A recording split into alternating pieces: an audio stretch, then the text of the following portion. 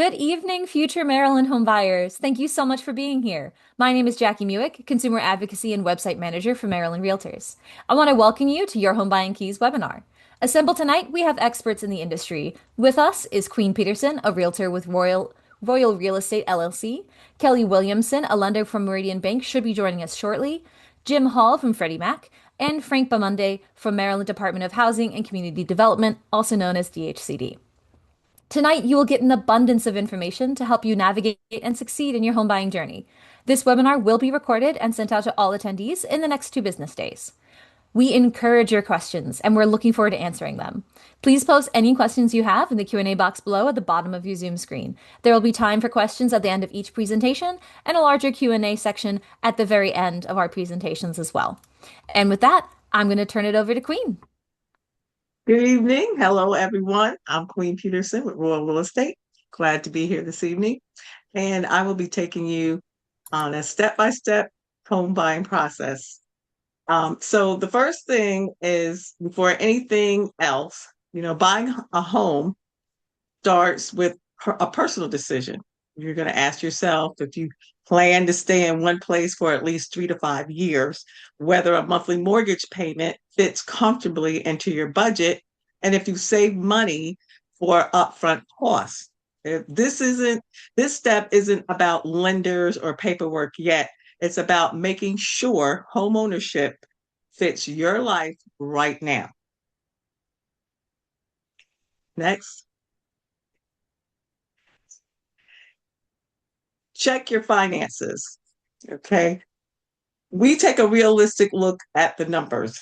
Okay. This includes your credit score, income, monthly debts like car loans or credit cards, and your savings. Lenders use this information to decide how much they're willing to lend, but it's also important for you to know what you can comfortably afford. And we have other people here that will, like Jackie said, that will be here to go into more detail about lending. But we really need to make sure, realtors really need to make sure that the buyers pre-approve before, they actually go out to buy a home. Which brings us to our next slide, which talks about getting pre-approved. So getting pre-approved is one of the most important steps. Okay, a lender is going to review your financial information and tell you how much house you can afford. They also give you like a pre-approval letter, which shows sellers that you're serious. Because you want to make sure that when you're going to look at a house, you want to make sure it's in your price range, and you want to make sure that you have your pre-approval letter ready to go, so that if you do want to write an offer, you're ready to go with that offer. And because the seller's just going to ask, well, how are you going to be paying for this property? And if you don't have a pre-approval letter, chances are they will not sign off on your contract, on the offer. So you want to make sure that you get pre-approved. Okay, so again, the pre-approval letter shows the sellers that you're serious.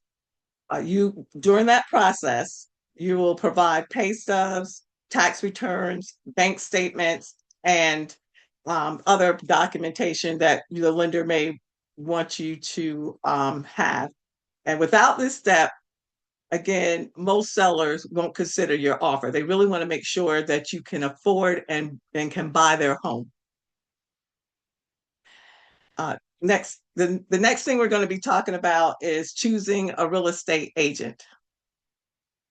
A real estate agent works for you. Okay, they help you find the home, and they can explain each step. They negotiate on your behalf and protect your interests. The real estate laws have changed. Before, the seller used to pay all of the real estate agents pretty much, but now it's the buyer's responsibility for the real estate commission. So in many cases, the buyer will sign what they call a buyer brokerage agreement that states how much you will pay your agent. However, there is a document called the Buyer Request for Seller's Compensation, a Buyer's Broker Addendum, where the buyer's agent can ask the seller to pay the buyer's agent and the buyer's agent commission on your behalf.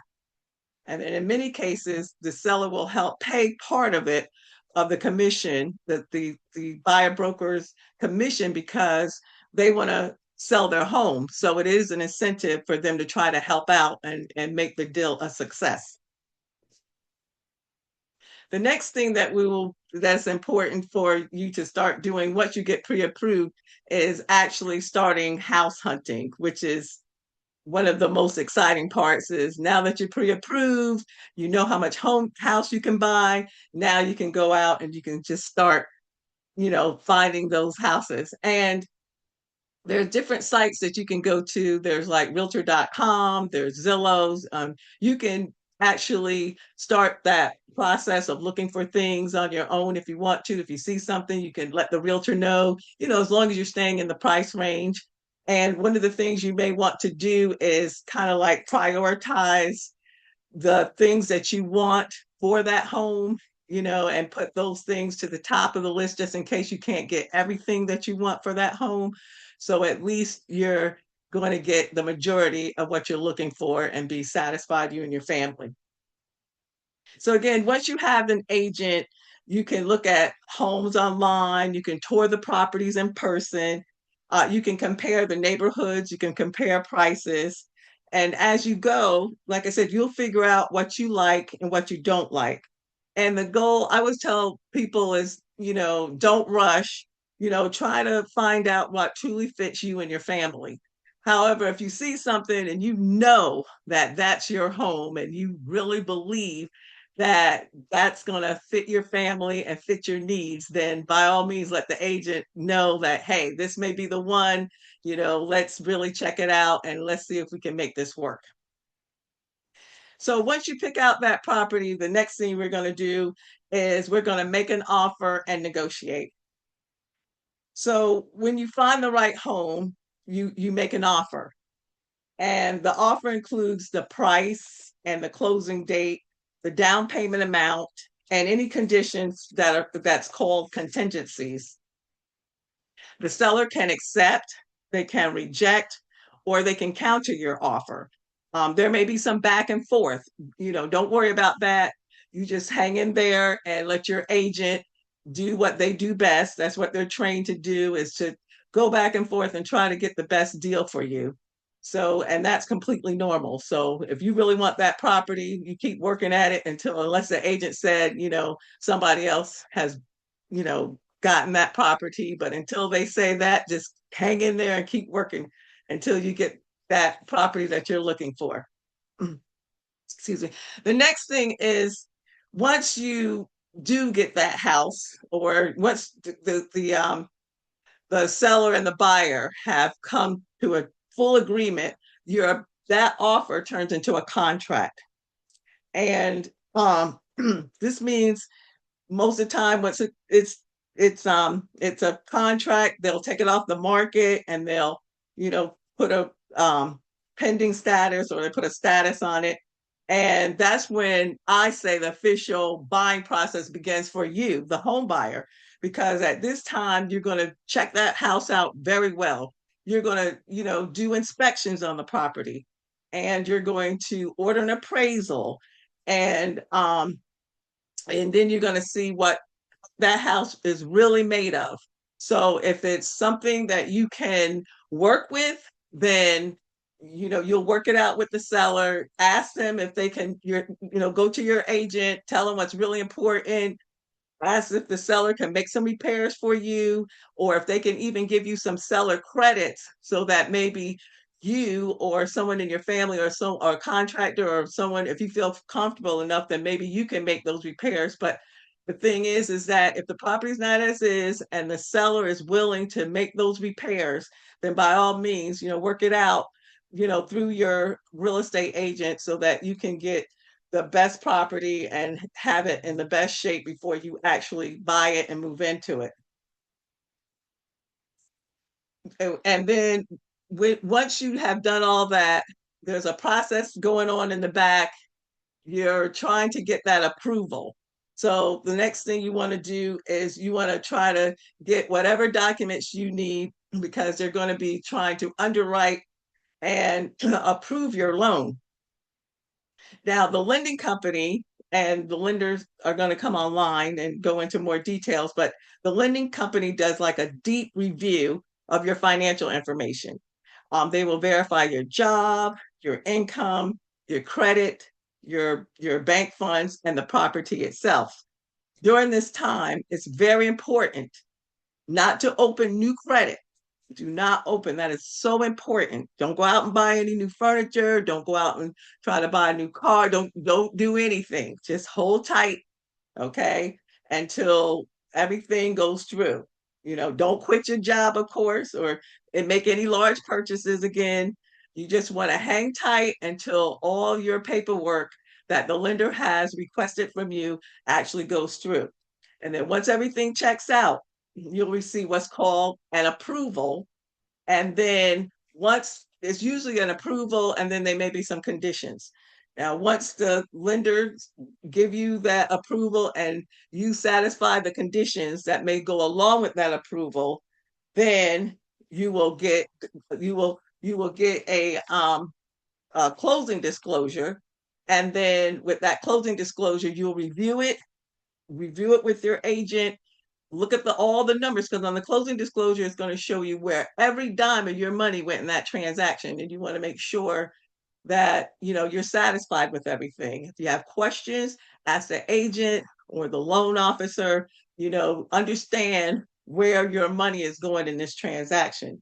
And then once you are satisfied, and once you looked at the CD, the closing disclosure, then you'll be at your final steps, and you will be ready to actually go to settlement. Now, when just before you go into settlement, you want to again, they may, if you have any questions with the closing disclosure, you want to make sure you reviewed it carefully. And then once you're satisfied with that, you want to do your final walkthrough. And when you do your final walkthrough, you want to make sure that all the repairs that you and the seller have agreed to make have been taken care of. If the seller has told you that they were repairing your air conditioner unit, then you want to make sure that the unit is working. Sometimes what people will do, they'll have the agent walk through, but sometimes they'll ask the home inspector to come back and walk through with them again to make sure that all the repairs are taken care of. It depends on the house, it depends on the repairs, your choice. You can make sure that you're satisfied with that house during that final walkthrough. And if anything is not taken care of, then that's the time to step up and ask, questions and make sure that it's taken care of. And closing day and move in. So once you do everything and you're satisfied, you've already um, you know, have you've already gotten the clear to close and you're sitting at that settlement table, you're going to get your keys for home ownership. And you want to make sure that change your locks, and you want to make sure that you have put the utilities in your name. Don't forget that, because you want to make sure that and you may want to do this a few days before also. Some people do it at settlement, some people do it before.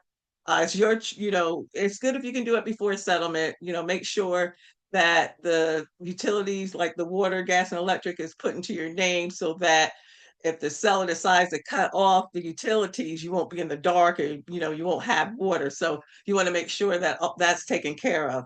But if you go through and then make sure that you get your lots changed also, because you don't know who has had keys to that property. So you want to make sure that that's taken care of. So if you've gone through all these steps 1 through 10, and you've completed them all, then chances are you have just become a home buyer. So if you have become a home buyer, or when you become a home buyer, I'm going to say congratulations in advance. And if you have any questions or you like to contact me, My name again is Queen Peterson. I'm with Royal Real Estate LLC. I'm the owner, broker, and the agent and realtor, and would be more than happy to help you out with anything and service your real estate needs. Thank you so much. Thank you for your time. Thank you so much, Queen. So I'm not seeing any questions yet in the Q&A box, but one of the things I think would be wonderful if you could spend a little bit more time on is contingencies. How do you Okay. decide what contingencies you might want to put in, and what are contingencies? What do they do? How do they function? Why should a buyer be aware of them? Okay, so contingencies could be something. A contingency means that if B cannot happen with that unless A happens first, or so meaning that if say that if you're buying a home and the owner is living in the property already. Okay, so in order for him to actually sell the property, he may have to go find another property himself. So that's a contingency. Okay, the sale of the property is contingent on the owner actually moving out and finding a property of his own. So a contingency, it means that something has to happen before before you can actually have a clear contract so that you can go ahead and move forward. What are some common contingencies that buyers might be using in their contracts and offers? Again, like I was saying, the some of them are like rent backs where the seller is saying um I want to live out. I live in the property. I haven't found a property, have nowhere to go. So after you sell the property, I need to stay here and rent back from you, the owner of the property, for like a month or two. So if you can afford to do that, then that'll be great. That'll be a plus for you because a lot of people cannot do that. Once that house is sold, they need to move in because they need to call their landlord and say, hey, I cannot afford to pay rent and I cannot afford my new mortgage all at the same time. But there are some people that can afford to do that. They can actually allow that seller to stay there or live there for a month or maybe two, and then they could actually move, let him stay there. And then once the person moves out, they'll be able to move into the property themselves. Wonderful. And there are also for home buyers contingencies such as a home inspection contingency, where, as far as I'm aware, and correct me if I'm wrong, Queen, um, if something is really kind of wrong in the house that you weren't expecting in a home inspection could find something like that. And if that Mhm. contingency is in your offer, then you're able to back out of the contract and get your earnest money deposit back, which is the money you put down with your offer originally, so that the seller knows that you're serious about their offer. Yes, absolutely.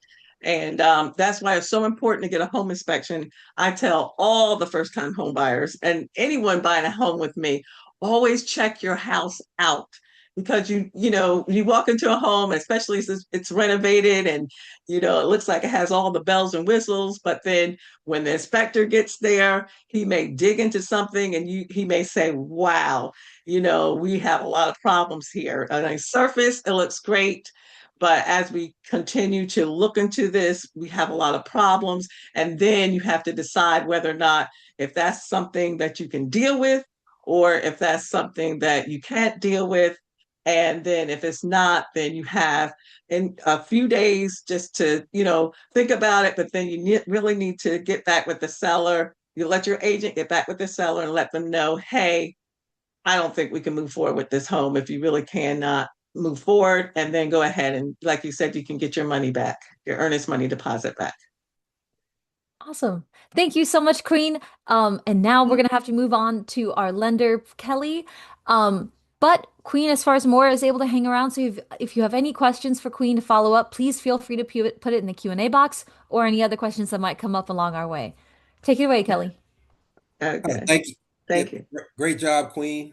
Oh, Nice to meet you. thank you. Thank you for allowing me to present tonight. It's kind of like an honor and a privilege to share this information. I've been working with CDA for my entire career. I've been in the business almost 30 years. So I want to thank you first for allowing me to come on.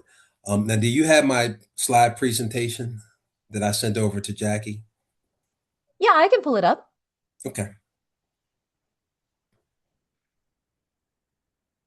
Apologies. Give me one moment to pull it up.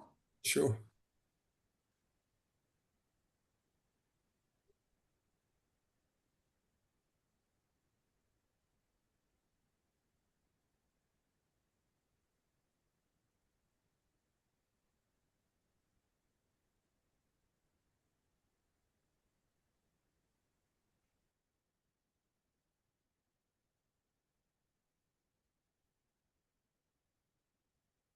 Okay, great. And when I want you to go to the next, I guess, slide, I'll just say next slide. Is that Yep, fine?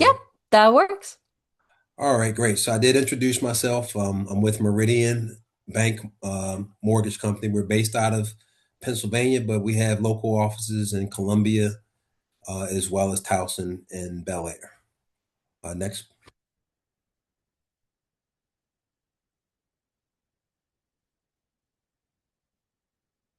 Okay. So in this slide, basically, we're going to look at the advantages of being a homeowner versus the advantages of being a renter. And there are advantages to both. Okay. When you decide that you want to, take the steps of becoming a homeowner, these are some of the things that you want to, consider, right? So for every positive to purchase, there's a positive to rent. So, first, you want to, would you rather, save up your own money, um, and know that, that you're going to build wealth, being a homeowner, or would you rather have, less money up front? If you're a renter, you typically going to have your first month rent and your security deposit. So if your rent is, $2,000 a month, you're looking at about $4,000. Say for instance, you're purchasing a property and the property's, 300,000. The upfront money is your earnest money deposit, which can be anywhere from 1,000 to 1% of the sales price. Um, you're going to have to pay for your home inspection, which is typically $400 to $500 on average, and then your appraisal, which is typically anywhere from 450 to 650 on average. So there's actually a little bit less money up front when you're purchasing, because most of you on the call are likely going to be looking for incentives and down payment assistance programs that will help you with your down payment as well as your closing costs. Um, the number two consideration, the second consideration is when you're purchasing your home, you own the home. You can do any modifications you want to it.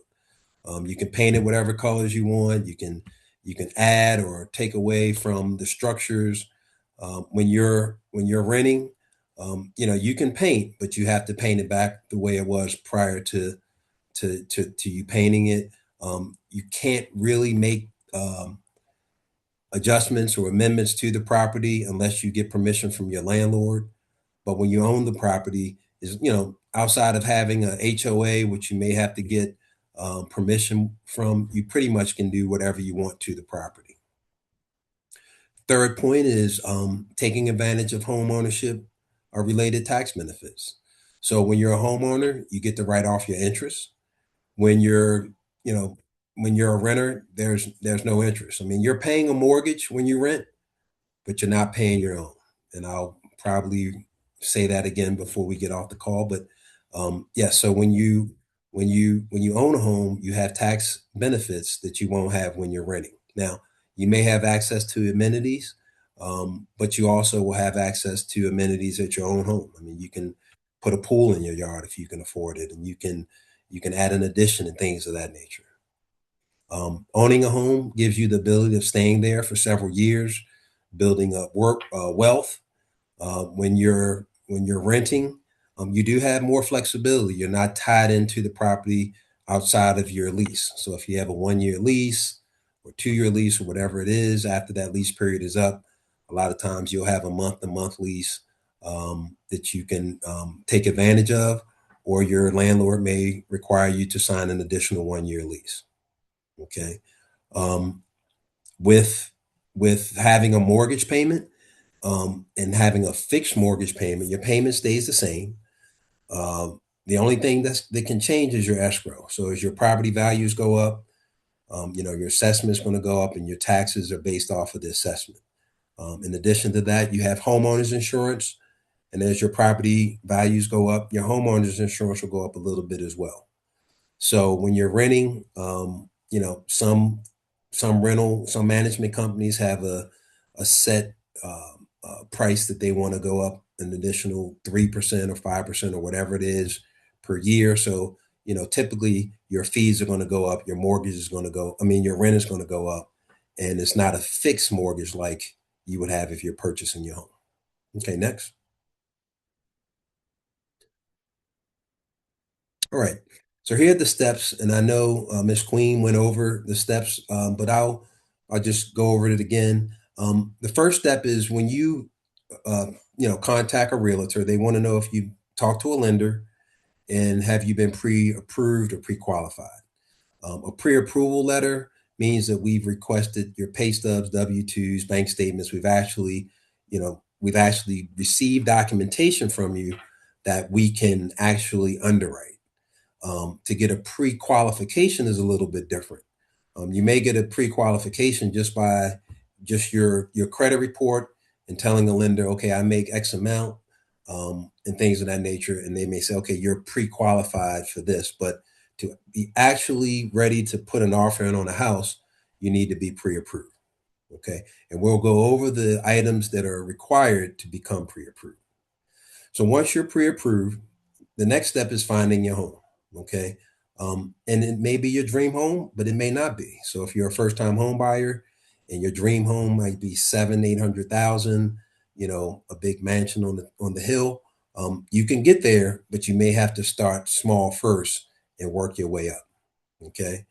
The next step after you find a house is you have to get a home inspection, and that's not included in here, but 2 and 3 are going to be intertwined. So prior to finding a home, you and your lender are going to go through different options, finding out, whether you're going to do an FHA mortgage, a VA mortgage if you're a veteran, or if you have really good credit and you have money you want to put in a little bit more money than normal, or than the low closing cost options, then you can opt for a Fannie Mae back loan or a Freddie Mae back loan, which is called a conventional loan, right? So what we're going to do is we're going to gather a lot of different information from you, and we're going to help you decide which options are going to be best. And the key is the options. You want a lender who's going to give you options versus saying, hey, you have to do this or you have to do that. Now, once you decide what mortgage you're going to get, and if your home inspection is clean or if it's not clean, at some point you're going to have to decide, okay, am I going to move forward with the property and get an appraisal? Okay, so when you find a house, you have to put money down, which is called your earnest money deposit, and again, that can be as high as 1% of the sales price. So that's part of your investment. That money is held um, in escrow, and then it's also used towards your down payment. Okay, and then the next contribution is the home inspection. Like I said, is between $400 to $500, and then their appraisal. So the appraisal is going to determine the value of the property, and they have a small inspection component to it to make sure that it's an FHA or VA or it's approved by Fannie Mae, the condition of the property. The home inspection is going to determine the physical condition of the property. The appraisal is going to determine the value of the property. Okay. So once you get through that part of it and the files in process, you get approved. Okay. You close on your home, you become the legal owner of the home, and you move in. Okay. So those are the basic steps right there. Okay. Next. Okay, so these are the key components of the home buying process. Okay, the lending team consists of the loan officer, the processor, and the underwriter. And I like to, in layman's terms, think of your loan officer we're all on the same team, but think of your loan officer as being like your attorney, right? And they're going to, guide you from start to finish. They're going to help you, give you the options of which programs that you can qualify for, and they're going to keep you informed through the entire process. Now, the right hand man, my right hand person, not man, it could be man or woman, is the processor, and that processor, as you can see, is in between the loan officer and the underwriter. So once I gather all the information, the processor is going to scrub it. And what I mean by scrub is they're going to go through and make sure that we have everything that's required: pay stubs, W-2s, tax returns, bank statements, driver's license, social security, etc. Okay. And then what they're going to do is they're going to package that loan up and put a big red shiny bow on it and present it to the underwriter. So, it's very important that you are very honest and upfront with both me, your loan officer, as well as your processor, right? And if there are some things that you're not really sure about, still be honest with us. We're going to guide you in the right direction. Remember, if I'm your attorney, I'm fighting for you to win. And my processor is my right hand person who's also fighting for you to win. We don't get paid. No one gets paid in the transaction until you go to settlement. Now we're going to do everything above board. We're, some things are black and white, but we're going to do everything in your best interest. Just always remember that. And then the underwriter, think of the underwriter as being like Judge Judy. So once we present your case, your credit score is where it needs to be, your credit profiles near where it needs to be, the value of the property came in where it needs to be, etc. Then the underwriter is going to review your file, and they're going to likely come back with a conditional approval first. So when you get your first approval, it's going to be a conditional approval, and it may be one or two items that are required to get your full approval, or what's called the clear to close. And once you get that, then you go to settlement. All right. Your real estate agent, you have buyer's agents and listing agents. And Miss Queen did, I'm sure she explained what those differences are. But the buyer's agent is your agent that represents you, right? And they're going to work in your best interest. And the listing agent represents the seller, and they're going to negotiate and be in the best interest of the seller of the property. Both of those two entities have to work in conjunction with each other to make sure that we can consummate the deal. All right. We talked about getting a home inspection. So the home inspector, again, their responsibility and duty is to inspect the property and check it for any physical damages to the property and share that with you so that you can share with the seller. What will happen is another negotiation phase will happen where you'll ask the seller to fix certain things. The seller is going to either say yes or no. If you're comfortable with what they're going to do and what they're not going to do, then you move on to the next step, which was just getting an appraiser. And an appraisal, basically, again, it determines the value of the property. Okay. We can't lend to you on a property that's less than what it's worth. So if an appraisal comes in low, 9 times out of 10, you renegotiate. And most times the seller will reduce the property sales price to match the value. Okay. The title company, we talked about going to settlement. The type of title company's responsibility is to, check the previous property land records and check title to make sure that there are any claims on the property or liens on the property. And what that means is when you purchase a property, everything conveys with the property. So if there are any liens on the property, money owed, if there are any claims, that's transferred to you. However, you're going to purchase what's called, and I highly recommend it, is owner's title insurance. And what it does is it'll indemnify you in case there are any liens or any claims that have been missed during the title search. Okay, and that's very important. Some people, in my career, I probably had one person that denied getting title insurance, but it's a one-time fee and it's well worth it. The closing agent, works in conjunction with the title company. What they're going to do is they're going to go over all of all of the documents that you signed initially with the loan officer. You're going to see the final documents at the settlement when you go to settle, and the closing agent will facilitate that. Okay, next. Okay, so here's a document checklist. So again, to get pre-approved, that is the conduit to before you start going out to look at houses and then put houses on, put bids on properties and put offers on properties. So here are some basic items that are required: pay stubs for 30 days, W-2s for the past 2 years, driver's license, passport. If you receive child support or alimony, we just need the award letter or the decree that from the courts. Um, and again, we talked about, okay, and if you're getting Social Security or SSI, we just need the award letters for that. If you're getting disability income, we need an award letter and the 1099s for that. And then if if you have another property and you're getting rent, if you're getting commission or whatever, a lot of times we will see that in your tax returns. Okay, so that's not listed on here, but typically tax returns are required to see if you have any additional income or if you're paying out any additional money. Sources of down payment: you can get your money from your own accounts. You can get a gift from a relative. You can sell property.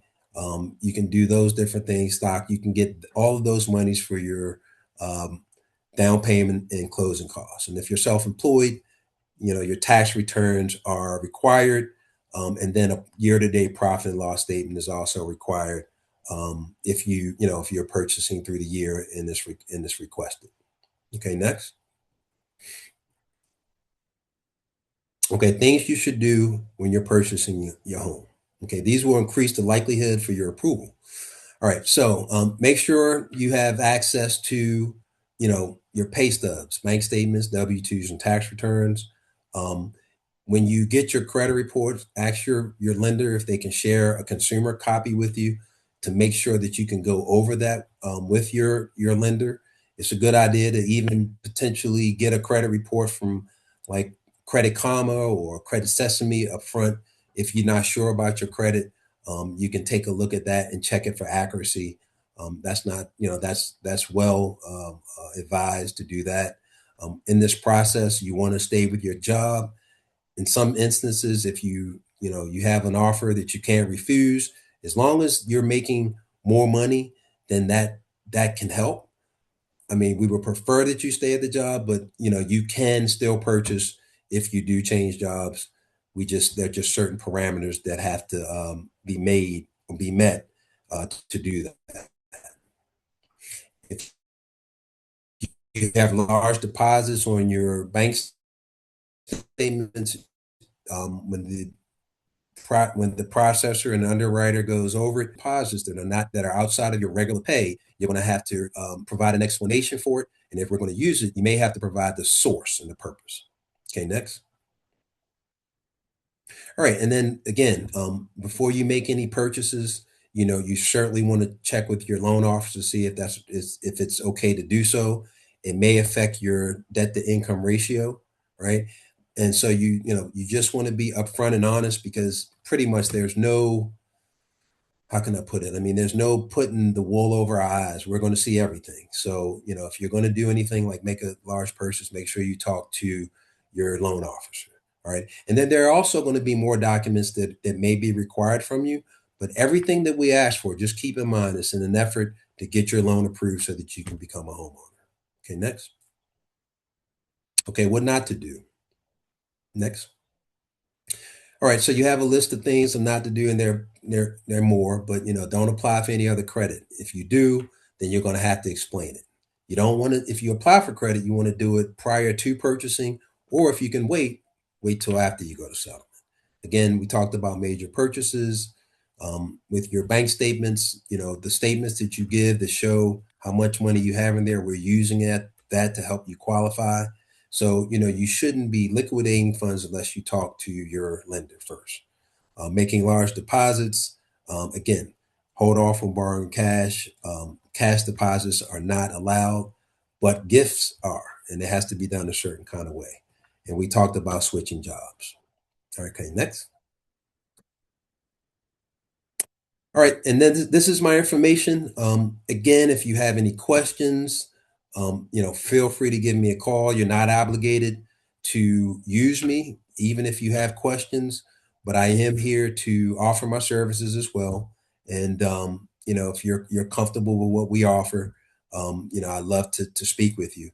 Keep in mind when you're looking in Maryland and you're looking to apply for different programs, even Maryland Mortgage Program, you want to work with a lender who's familiar with the programs.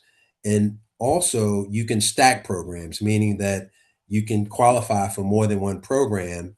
And if you have enough money, sometimes you can get in with little to no money out of pocket. Wonderful. Thank you, Kelly. I'm not seeing any questions currently in the chat, and we are now running behind. So I'm just going to hand it right off to you, Jim. And Kelly, if any questions come up in these next couple of presentations that are wonderful for our learner, we will be sure to let you know. Thank you. All right. Thank you. And Jackie, can you see my screen? Yes, we can. Okay, great. Well, hi, everyone. I'm Jim Hall with Freddie Mac. Now, Freddie Mac is a mortgage company, but we're not in competition with Kelly and Meridian. Okay, we don't lend directly to the public. We're in the secondary mortgage market. So what we do is we create mortgage programs for lenders like Kelly to use and present to you, and also for my friend Frank and the Maryland Mortgage Program. And then companies like Meridian and the Maryland Mortgage Program ultimately sell those mortgages to Freddie Mac. And then what we do, we bundle them up into larger investments. And with that, we're able to provide liquidity in the housing markets to keep the lending going. So I'm not going to talk about our mortgage programs. Kelly did a great job on that. And Frank's going to go into the Maryland Mortgage Program in more detail. So I'm going to focus on education tonight. And, I really commend you for tuning in tonight because, it's really important for you to get a trusted advisor when you're buying a home because it's probably going to be the largest financial decision you're going to make. So having somebody in your corner like Queen and Kelly, that really helps. And you really don't want to go into this journey alone. So Freddie Mac is also partners with Maryland Realtors, and we do this every month, and it's a great service, for the citizens in Maryland. And you'll be getting a copy of my slides. Jackie's going to send them out to you. So tonight you'll have something tangible. You're going to be able to walk away with our educational tool, which is really invaluable. You can't put a dollar sign on it, but um, you know, along working with your trusted advisors, it's always nice to have a resource that you can go back to. And, on this introductory slide here, the Credit Smart web address is on there. And like I said, Jackie will be providing, these to you. So we'll go on to the next slide. What we did with Credit Smart, we broke it into a couple areas. This is the essential side, and this is for your whole home ownership journey. This is something that you just keep. You don't have to, look at this in one setting, but it's very interactive. And you can set up a personal dashboard. You can track your progress and really, measure your financial goals, and it's available in English and Spanish. So again, after this webinar tonight, take a look at this. Hopefully you'll see the value in it. And, knowledge is power. And that's what you're going to gain, going through the modules through Credit Smart. So on the essential side, there's 5 areas that we focus on.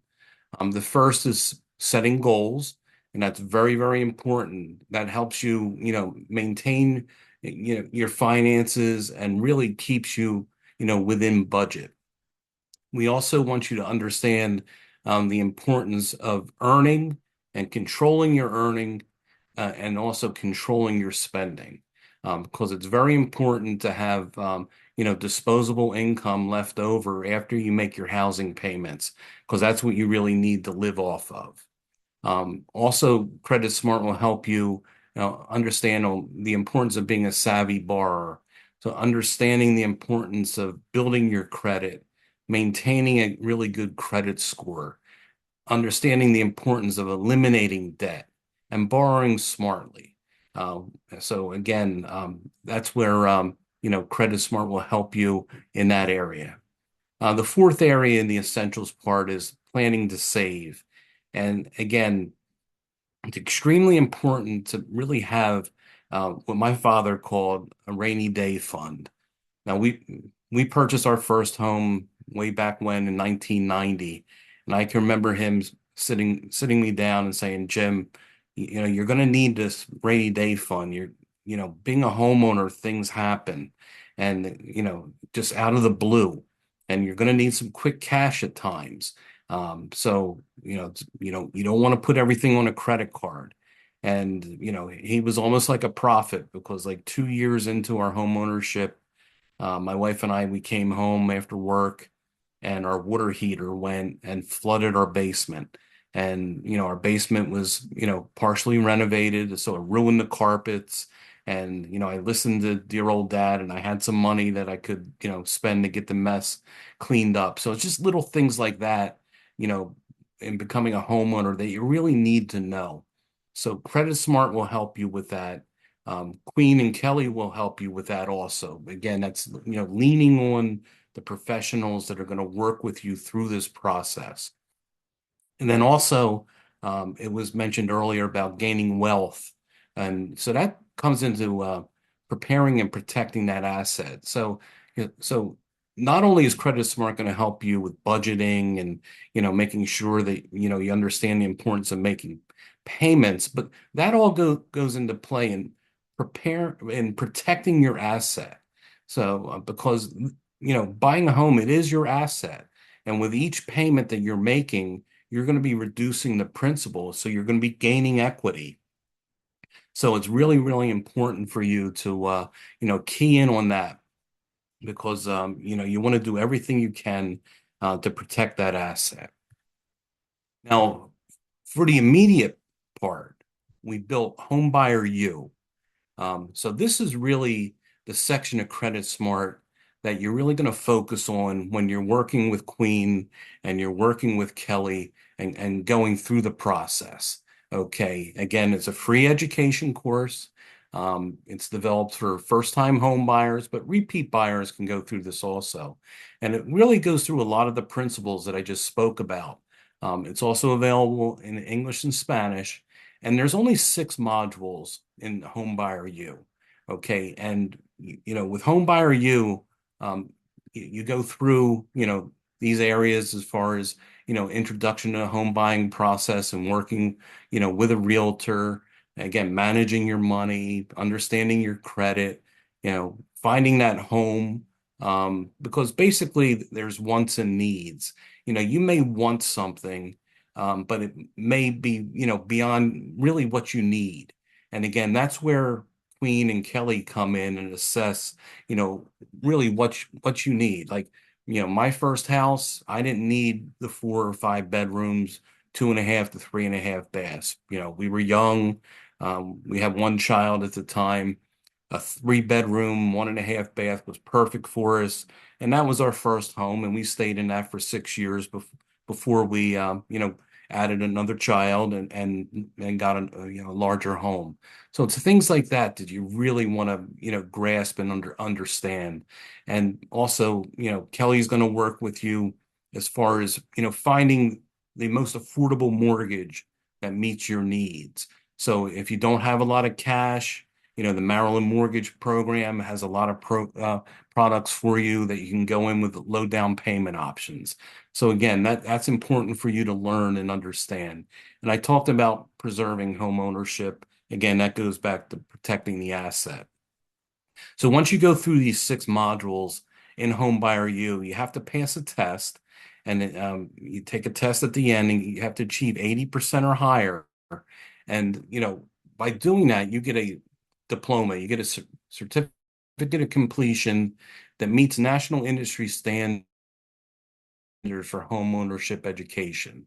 And that's good for 12 months. So if I'm either Queen or Kelly and you took my advice and you went through Credit Smart and I saw that you passed this test and you went through the course, I know it's go time. It's time for me to find you that house if I'm the realtor, and if I'm the loan officer, it's time for me to get that mortgage approved and closed for you. This is a copy of the certificate that you would get. And again, this doesn't cost you a dime. So you're going to walk away tonight not only getting great information from Frank, Kelly, and Queen, but you're also going to be able to walk away with a program that's really, really valuable, and hopefully, you'll be able to utilize it, through this home buying process. So with that, I know we're limited for time here, so I want to give my friend Frank, some time for his presentation. So with that, Jackie, do we have any questions, or should I just hand it off to Frank? No questions yet. So, Frank, take it All away. And right. if you have any questions during Frank's presentation, please put it in the Q&A box at the bottom of your screen. All right. Thank you. Let me see here if I can go to the Merrill Mortgage Program website. Can you guys see this? Yes, we Can you? can. All right, cool. So I want to thank Mark, first of all, and Freddie Mac and our realtor and lender partner here for your time because, we're all busy and we're coming together to give you some information on buying a home. And who we are the Maryland Department of Housing and Community Development. We are the Maryland Mortgage Program. You may hear some of our ads on TV and radio as well for MMP, the Maryland Mortgage Program. And we are the COG housing council, housing uh, lending provider for first-time home buyers for the most part in the state of Maryland. I mean, you're going to go to a lender, you're going to find lots of different programs, but we have a key program that can help first-time home buyers with down payment and closing cost assistance. And I'm going through our website, and I'm going to show you our income limits for the Maryland Mortgage Program, just to show you that our income limits are pretty high. So, most of the time people are asking, well, I make X amount of money. Do I qualify for the Maryland Mortgage Program based on income? And you'll see here, if you just look in the Baltimore area, a household of 3 or 4, you can make up to 184,380 in the DC area. If you look at Frederick, household of 3 or 4 is up to 229,460. So income limits are pretty high. Typically, MMP is designated for first-time homebuyers. Now, we have two sides to MMP. We have a first-time advantage side where you must be a first-time homebuyer, and we also have a flex side where you don't have to be a first-time homebuyer. On the first-time advantage side, you're going to have the majority of our products. It's basically like 10 different products you can pick from. On the flex side, there's only 3. So we're gonna take a look at those in a minute. You can qualify on the first-time advantage side as a first-time home buyer. And who's a first-time home buyer? Somebody who's never owned a home before. That's truly a first-time home buyer. And that would be the haven't owned a home anywhere in the world. It's not just within the state of Maryland. It's not just within the continental United States. We look at it anywhere in the world to qualify as a first-time home buyer. You can also qualify as a first-time home buyer if you're purchasing in a targeted area. And if you look at the income limits, the non-targeted area is grayed out, whereas grayed out is fully targeted. So Allegheny County is fully targeted. Baltimore City is fully targeted. Caroline County is fully targeted. So in those counties, you can always qualify as a first-time home buyer, even if you owned the home before. Dorchester County, Garrett County. So it's all over the state, Kent County, Somerset. And then we have other counties where you don't qualify as a first-time home buyer if you own the home before, and that would be like Calvert County, Caroline County, Cecil County, Charles County, so on and so forth, Howard County, Queen Anne's. So those are the income limits for the Maryland Mortgage Program. We also list other income limits for the 80 and 50% area median income limits. The 80% applies to some programs that we have, such as the Home Ability product. Home Ability product is for people that have a disability or have a household member who's disabled. That program is actually closed at the moment. It'll reopen next year. Come July 1st, it'll reopen again. So those funds have been expended. And we also have a program for people that are below 50% of AMI. where you can get up to 6% down payment and closing cost assistance, and the income limits tend to be a little bit lower. So in Charles County will be 81,000. In the Baltimore area will be 65,150. So that's for specific programs for the Maryland Mortgage Program. So I want to click back one more time and again, and we're going to go to our product line. I'm going to go under interest rates. I'm going to pull up a rate sheet. These are the rates as of today. Our rates come out every day at 10 o'clock in the morning. And these were our rates for today. So two sides. First time advantage, where you must be a first time home buyer. Flex side could be a repeat buyer or a first time home buyer. And typically, if you're here, first time home buyer, is because you're purchasing a home with somebody who doesn't qualify as a first time home buyer. So both of the borrowers will have to be first time home buyers to qualify on the first time advantage side. The first three products are the same on both sides. You'll notice that the interest rates are lower on the first time advantage side than they would be on the flex side. So that would be the main difference. The first time advantage direct and the flex direct comes with no MMPDPA. So there's no down payment assistance for those programs. Those would be for borrowers just looking for the lowest interest rate. And that's the lowest interest rate today that we have. For government, Fannie Mae and Freddie Mac, those would be the rates. The 6,000 series allows a partner match. And a partner match could be a city, could be a county, could be a community program, could be a builder, could be an employer, okay? And really, that's lots of information. How will you know this? I think the first thing you want to do is talk to your able MMP approved lender. Talk to Kelly. He will definitely walk you through some of those scenarios.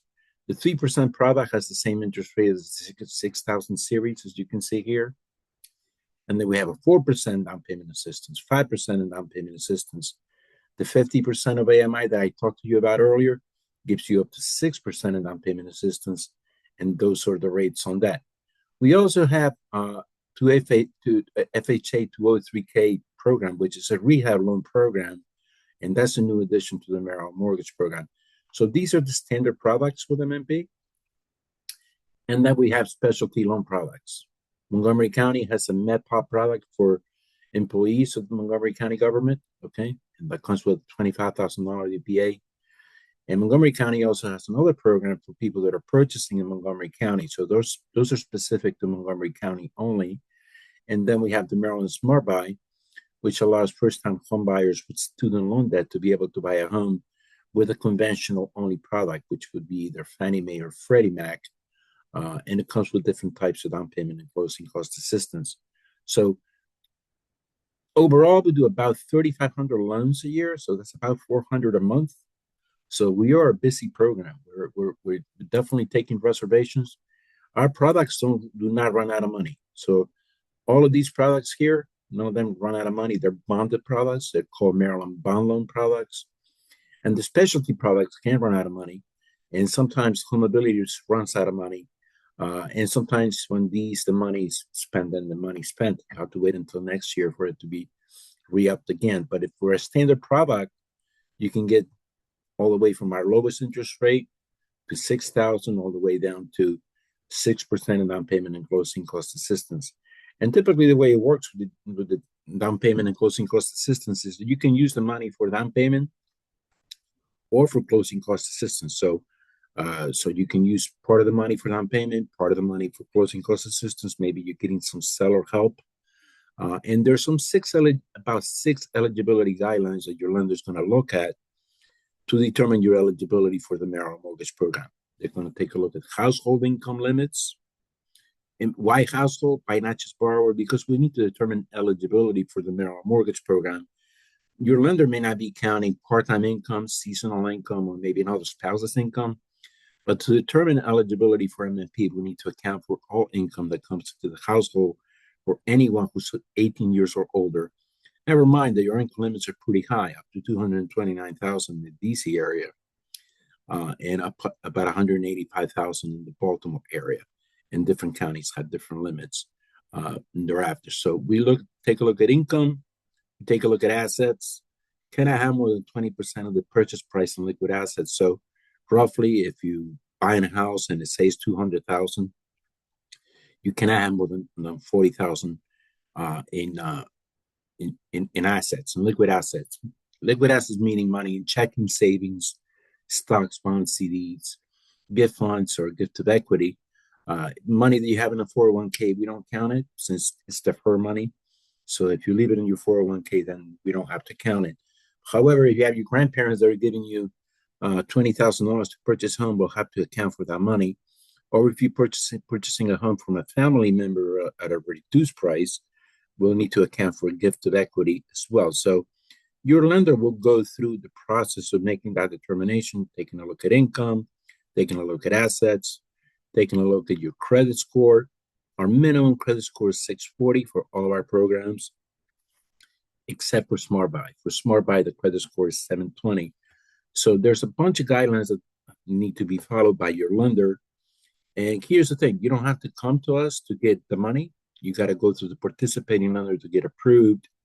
They'll run through the numbers, they'll pull your credit, they'll see if you're underwriting eligible for the Maryland Mortgage Program, and they'll make a determination whether you can use MNP for down payment and closing cost assistance.